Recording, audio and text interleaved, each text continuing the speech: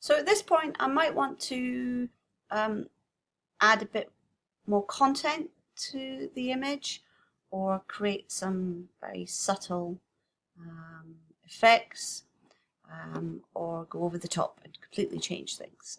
So if I just go back to this one, you can see, if we have a look at the layer comps, I went from working with adjustment layers to look at possibilities, and then added additional content to it as well, and added in texture. So the first thing I'm going to do to this one is to add in some texture. This is optional, you might not want to do it, but I'm going to go to my actions. Now if you open up your actions, you want to work in your textures. If that's not there, remember you can always find it in the flyout menu, textures, and load it in. This default set of actions is just a little sample across the different folders. And then I'm going to go to my favorite gold sprinkles. It will just add in a sort of surface that I can then blend in. So that's enough. Now I could either lower opacity or I could blend with the background. So just let me check the position. It's above the spots. I'm going to ask it to multiply, and there we have a nice sort of slightly more moodier effect with some texture. I'm actually going to put that in the folder with the spots, so I know where it is. And you can try out different textures as well. The next thing I might do is play a bit more with the light. I can do that now or I can do it later. An easy way to do it is give yourself a fresh layer. And again, you might want to play with where that is in the hierarchy. So I have my layer. I'm going to add in, again, gradients to sort of nominally affect the light. Before I do anything, I'm going to take a picture, layer comp. So this is with gold sprinkles.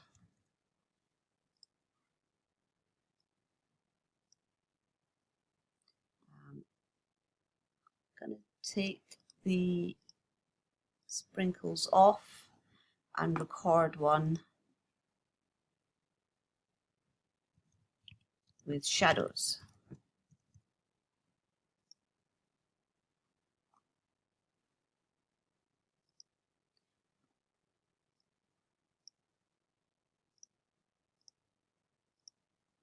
Okay. Now in this fresh layer, I have a gradient tool, and I'm just going to have a bit of fun having a look to see what happens when I apply another gradient and multiply it, or experiment with the different blend. But multiply will multiply the colors underneath with the colors above, and it may give you a combination of interesting effects. So again, you might want to take a little bit down here, maybe darken that bit up. Again, I'm going to ask it to multiply. And of course, you're in complete control of your opacity. So if you don't want it so dark and moody, you just might want to add a little bit of focus.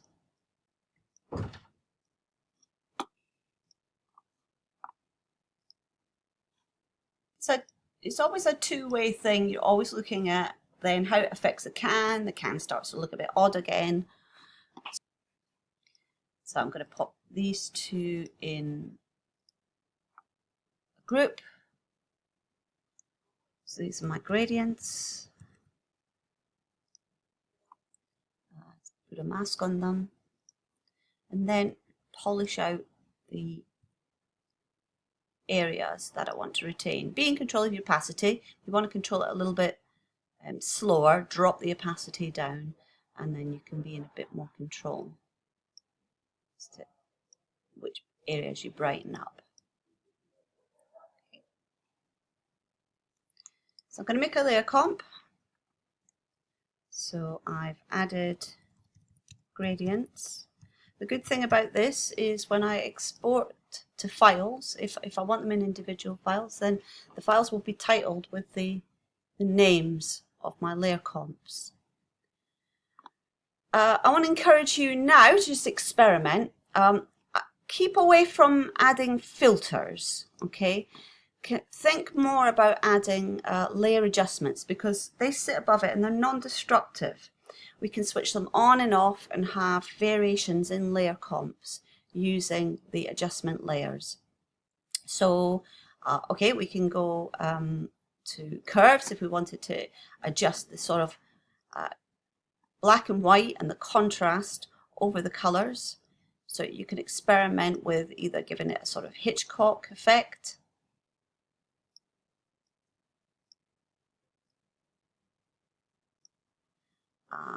Let's leave it at that. Again, take my layer comp and call that Hitchcock. Levels. Or you might want to think about changing the color. Now if I use a hue saturation adjustment layer,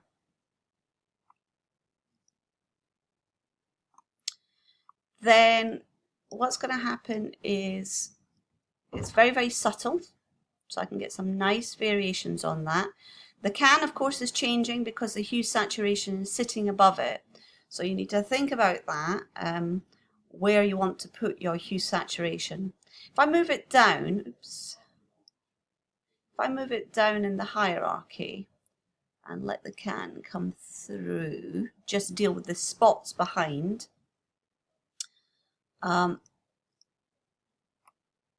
then you'll see the can will remain the same color. You can use colorize, which flattens out the color and just applies one color throughout. So that can give you quite vivid effects. That's another possibility. I'm going to go for this one. Let's just go back to being a bit more subtle and find a color that's going to work. Do experiment with all of the adjustment layers. But one of them that I really want you to look at is some of these filters here. So you can, these are all to do with exploring color. In particular, I'm interested in the photo filter and color lookup. Photo filter, I'm going to put it on right at the top so it affects everything. And it's a lot more subtle than just changing the hue saturation. So photo filter is meant to mimic the sort of filters that a photographer might use on his camera or in the darkroom to just adjust tone and color of the image and to make some corrections for lighting. So if I allow it to affect everything, you'll see it's very subtle. It does affect the can, but it's not really completely transforming the whole color as hue saturation does. So you've got warming filters, you've got cooling filters. Some of them will be a bit more dramatic than others, and of course you've got a density of that filter, so we can increase the density. Sepia is meant to make it look kind of slightly old-fashioned, and so on. So let's have a look. Nice underwater one. I'll go back to just a warming filter.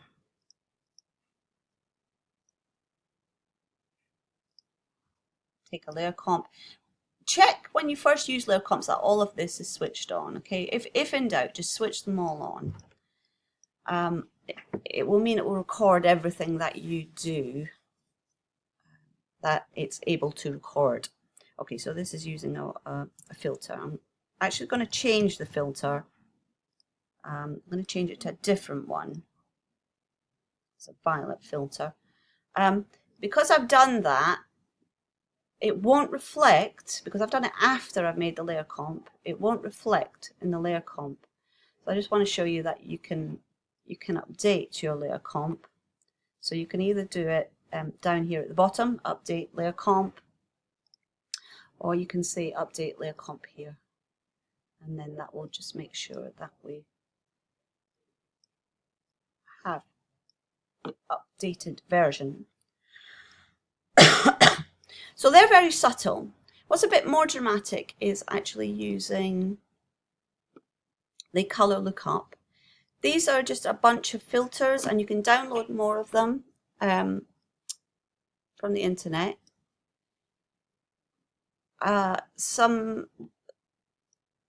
One of the software developers at Adobe has just experimented with all the adjustment layers and put stuff together. So there's all sorts of possibilities here for you to explore, and that's how I got the very dramatic, edgy amber look. Let's keep one of them. So I'm going to call that my edgy amber. But you might try, I'm going to put on another one, switch that one off. Try out all of these, see what's going to work with your image. There are other ones here, so you have these so-called 3D ones, and abstract here as well. So, wow, it's pretty substantial. But actually there's some really lovely ones. Let's have a look at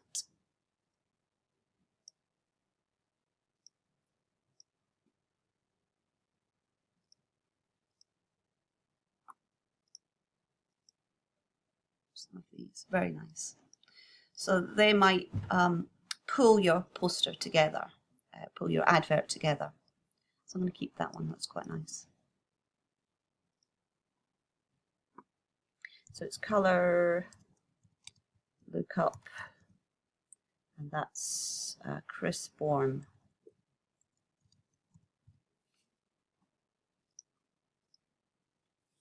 And the tones and the colors are going to be what will give your development work a different look and feel, and maybe give you some ideas as to how you might want to advertise. Finally, you might think about bringing in imagery.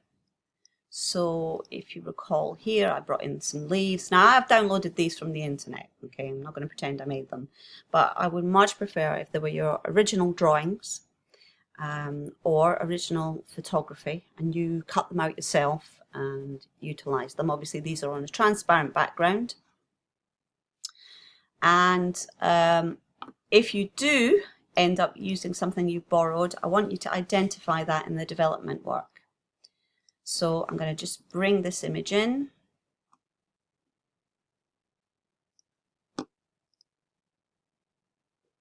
And then we can work with the blending effects to bring it in.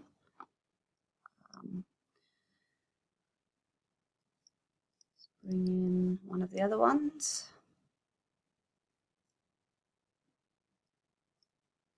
Think about where you might want them in the hierarchy.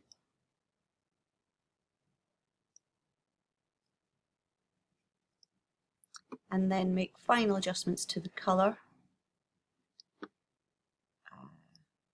I did suggest that you look at using a single filter, but I want to give you a word of warning.